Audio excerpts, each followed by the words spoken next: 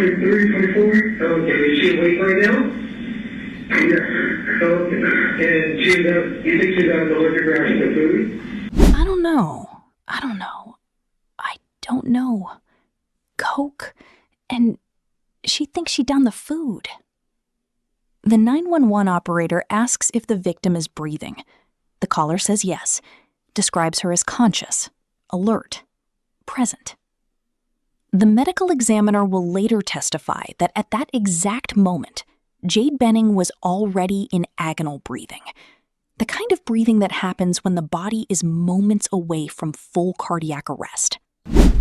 Dr. Aaron Carney gave a very specific medical explanation that Jade Benning would have gone pulseless within 30 minutes of ingesting that concentration of cocaine dissolved in a liquid. The kind of breathing that means the heart is about to stop. The caller was not confused. He was not mistaken. He was describing something that was not happening and would never happen again. He was describing his pregnant girlfriend as if she were still alive, while she was actively dying in the next room. The caller was Bla1 Taylor, former football player, current defendant, and on that night, he was the only other person in the apartment. This is the story of what happened inside that apartment, what the evidence says, and what the silence between those 911 calls reveals.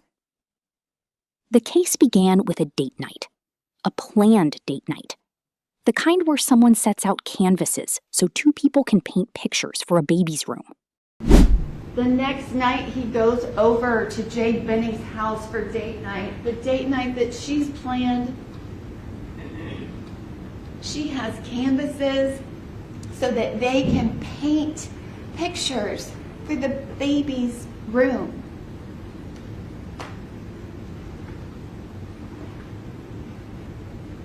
He goes over there to the date night with cocaine. Jade Benning was 23 years old.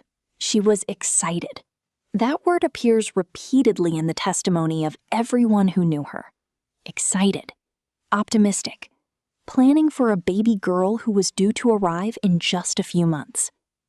Her friends described her as the kind of person who found joy in ordinary things, the kind who believed things would work out, even when they seemed difficult. One friend, Niga Jackson, would later testify that when Jade called her that night, she had never heard her best friend sound so scared. But we are getting ahead of ourselves. Bla1 Taylor was the father of the unborn child. He was also, according to testimony, the one person who did not seem to share that excitement. When Bla1 Taylor comes back into Jade Benning's life, this is the evidence that you heard was not he came back welcoming this opportunity with open arms. He tells her very specifically in these messages that your life is changing. This is going to be a thing for you. At no point does he say we, me, ours. This is going to change Jade's life. And he is not portraying it as a positive. The state's case would lay out a pattern that began years before that date night, a pattern that involved another woman, another pregnancy, and a very specific question. What happens when a man who does not want a child decides he will not let that child be born? The indictment charged Bla1 Taylor with 4 counts. First-degree premeditated murder of Jade Benning, first-degree premeditated murder of her unborn baby girl, 2 counts of felony murder.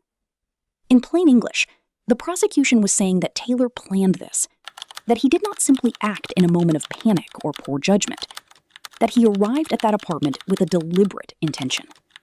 To understand how the prosecution reached that conclusion, we have to understand what the evidence showed about what happened inside that apartment, and what the evidence showed about what happened before. Here is what the prosecution presented. Jade Benning and Bla1 Taylor had a complicated relationship. They had known each other for some time, they had been together, they had not been together.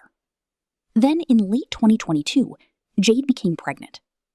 Messages introduced into evidence showed that Taylor gave her what witnesses described as an ultimatum. You can choose me, or you can choose the baby. She chose the baby. Witness Apple Denny testified about a strikingly similar situation years earlier. You also have the proof and testimony of Apple Denny. She described to you an event that happened several years before, in 2017, but when she heard about what happened to Jade Benning and that Jade Benning was dating Bla1 Taylor, she knew immediately. She described a conversation with Taylor where she had to talk him out of putting something in another girl's drink. That girl had been refusing to have an abortion. The conversation, according to Denny's testimony, revolved around the idea of causing a miscarriage without the woman knowing. But she described what happened over a period of 2 days. Her testimony was she had to talk him out of putting something in another girl's drink who was refusing to have an abortion so that he could cause the abortion without her knowing.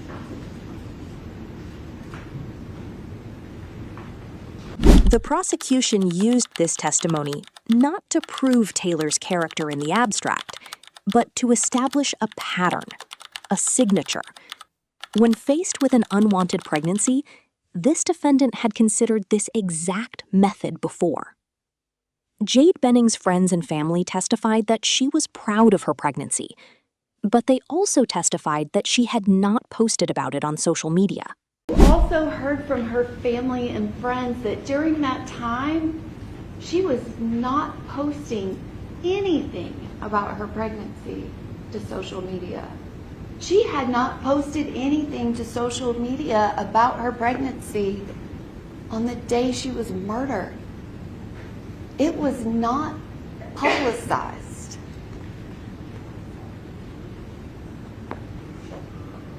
She had not announced that Taylor was the father. Messages showed that this was at his request. He did not want people to know. Jade, ever optimistic, defended him to her mother. She told her mother not to bring up Taylor or the situation to anyone. You also have proof about why Jade wasn't posting, about why everybody didn't know that it was his baby. He was the father. You have a message where Jade is saying, I talked to my mom and let it be known not to bring up you or my situation to anyone. She is defending him and his request that no one know that he's the father of the baby. He responds, but it's all good as long as we are on the same page moving forward. Everything is cool, but I appreciate it. The day before the murder, Taylor was texting another woman, Xavier Winford. She was someone he had known since 2017, someone connected to that earlier pattern. In those messages, he told Winford, "You should never doubt anything when it comes to us." He said, "I'll do anything to help you. That's what I'm here for." He said, "Everything is going to work out." The next night, he went to Jade's apartment. He is texting Xavier Winford, who he's had some kind of relationship with since 2017. He's texting her and saying, you should never doubt anything when it comes to us. And she says, I'm doing my best. And he says, I know, I'm trying to reassure you. She thanks him. He says, I'll do anything to help you. That's what I'm here for. She says, I trust that true, and he says, good, do you trust in us? She responds, yes. Good, then you have nothing to worry about. Everything is going to work out. He arrived around 7 p.m. Friends stopped by around 7:30. They stayed for about 30 minutes, talking about spades, having random conversations. Taylor had brought Uno cards. He shuffled them. He was, by all accounts, calm, normal. But according to the prosecution, he also had cocaine with him. And he had a plan. He goes to the date night. The testimony that you heard from Nyjah Jackson and from Keontae Jones about them stopping by, that whole time that he's shuffling those Uno cards, he has the cocaine to put in her drink.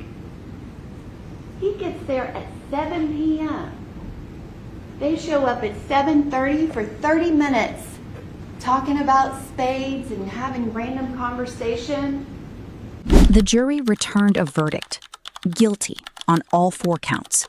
First-degree premeditated murder of Jade Benning. First-degree premeditated murder of her unborn baby girl. 2 counts of felony murder. The case was built on evidence, not speculation, not emotion, evidence. The lesson here is not just about one man's guilt. It is about something broader, something the audience of the silent objection might carry with them. The lesson is about the difference between what people say and what they do. Taylor told Jade everything was going to work out. He told her they would stick together. He told her she had nothing to worry about. And then he killed her. The evidence shows that pattern, the ultimatum, the refusal to attend appointments, the secrecy about paternity, the timing of his re-entry into her life, the choice of substance. And it shows something else, something that the audience can apply to their own understanding of the law. When you are in a courtroom, the question is not what you believe. The question is what the evidence proves. Belief is not proof. Emotion is not proof. Certainty is not proof. Proof is the photograph at 8:29. Dr. Carney's testimony is that Jade was given the cocaine that she ingested orally 30 minutes before. You have this photograph from 8:29 that shows the progress. She has not been given anything at that point. The next image that you have is at 9:10 p.m. It is somewhere between this point and the next image of their progress that she has to have been given the cocaine in her drink. Proof is the photograph at 9:10. Proof is the photograph at 9:24. Proof is the fact that between 9:10 and the next photograph, the poison entered the drink. Proof is the fact that within 30 minutes of ingestion, the victim would go pulseless. Proof is the fact that at 9:28, Taylor was taking selfies with a woman he had just poisoned. Proof is the fact that at 9:29, she called her best friend and said, "You did this so something would happen to the baby." Blaze Taylor went there with a plan. There was a plan. He has already poisoned her, and he is taking pictures with her. Blaze Taylor did not plan for Jade Benning calling Nyjah Jackson. That hadn't happened yet. The last event that happens is that deleted picture, and within 45 seconds, Jade is calling her best friend. Proof is the fact that he waited. The criminal justice system asks a question at every trial. Is the prosecution's case strong enough to remove all reasonable doubt? Sometimes the answer is no. Sometimes the evidence is ambiguous. Sometimes there is a plausible alternative explanation. But here, there was no plausible alternative explanation. There were only 2 people in that apartment. One of them left a dying woman on the bed while he went outside and waited for help to arrive. That's when she talks to him. But 5 minutes before that, after he's called 911, You like that? No. Yes, you love it tomorrow. I think one of her friends is on the way. Okay.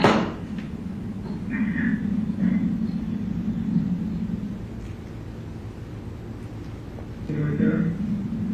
No. Yes, you love it tomorrow. I think one of her friends is on the way. Okay. Bla1 Taylor is telling the 911 operator that one of Jade's friends is on the way. He hasn't spoken to Jade Jackson yet, but he already knows she's on the way. I submit to you that call to 911 by Bla1 Taylor is because Jade messed up the plan. The jury looked at the evidence. They looked at the timeline. They looked at the pattern. And they concluded what the prosecution asked them to conclude. Bla1 Taylor chose cocaine. He chose what to put in that drink.